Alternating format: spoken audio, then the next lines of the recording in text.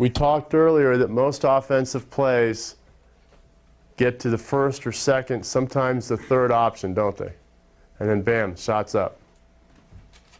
Out of bounds plays usually go to only the first or second option, or they go to the very last option, which typically, the ball's being taken out here. You guys should have seen this enough. Where's it going to end up usually if you go to the last option? Huh? On what side? On the right side. No. Usually it's going to come in here. You got a guy coming up here, gets swung here. Big guy sets the screen. Shooter comes off. Remember, the shooter's taking the ball out of bounds. It's just a quick rotation. Little guard gets hung up. Screen's there. Little guard gets hung up. That's usually the last option on out of bounds play. Happens all the time. Usually it's the first two options or it's the last option.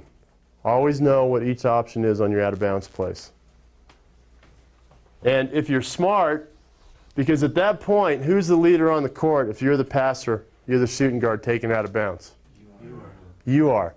If you see something, the last time you took it out of bounds, can't you go tell your big guy, you don't have to say it's option 4 to them, but can't you just tell them, look, I'm coming to you on this, make sure you come hard to the ball. Can't you do that? Yes. Will you do that if you don't know all the options? No. You need to know the options. That's how critical it is, because it shows a different look to the defense. It gives them another play that they have to deal with. That's how vital it is, and it happens once or twice a game.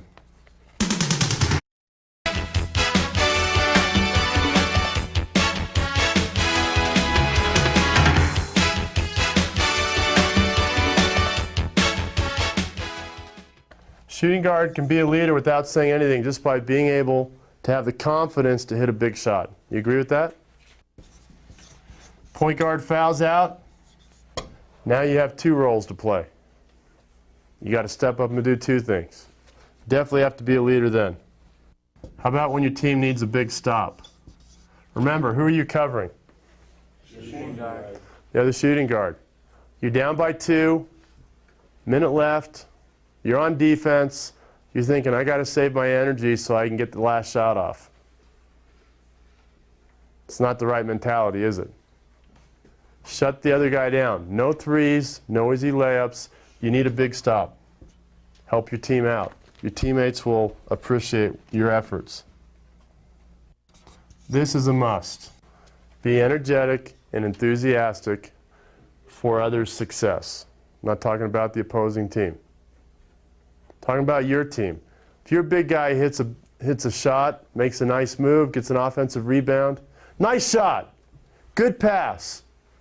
Will they appreciate that? Sure, and they'll play harder on defense. Be excited about their success. It's your success also.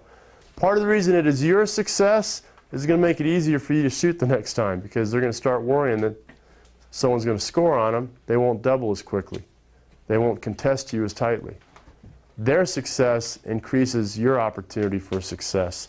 And this is definitely part of a shooting guard's leadership right there.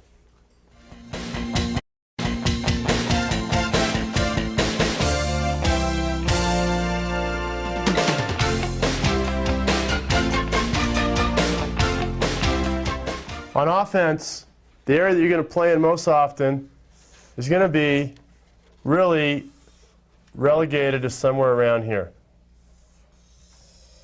in the blue lanes.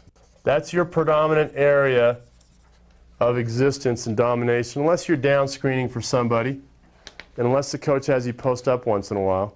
But that means that 80% of your practice for skills on your own should be somewhere in those areas.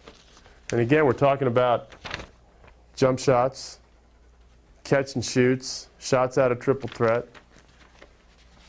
And jump shots involve getting down here into the garbage pit area, right?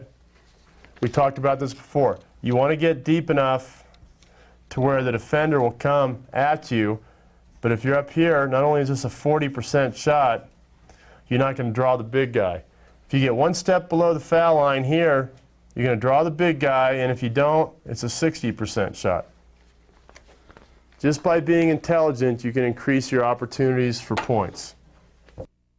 When you're on the break, what you're going to end up being involved in predominantly are all these areas in here. Why is that? Because you're going to run the fast break. We talked about lanes 1, 2, and 3. Here's lane 2. Here's lane 1. Here's lane 3. You're going to have to fill the lane coming down through the gate. You might have to run the fast break. You might have to fill the lane. Typically, you're not going to end up in here a lot unless you're doing one thing on offense, which is what? Finishing, or one thing on defense, which is what? Protecting the basket. So those are the majority of your areas of operation, offensively and defensively.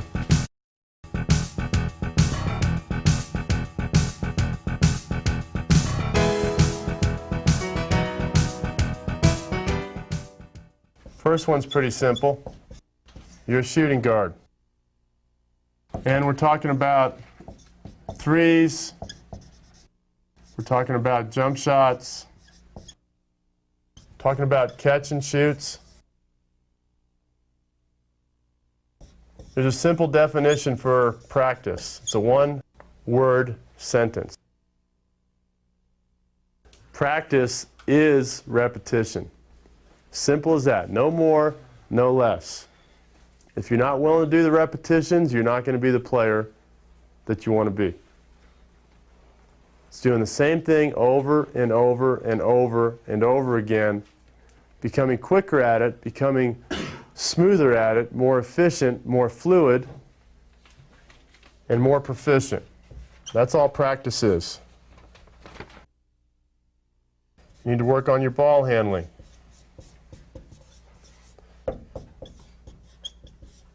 On defense, you need to work on fundamental containment. What does that mean? We talked about it. No threes, no layups. Stay on your feet so you don't get beat. You have to have confidence and want to shoot the ball. Now, there's an old saying in basketball, and it works like this. If you don't have confidence, the way to get it is to practice. Practice leads to confidence. Confidence leads to success. And success leads to what? More confidence.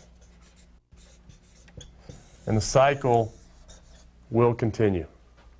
But it all starts, develops, and begins with practice.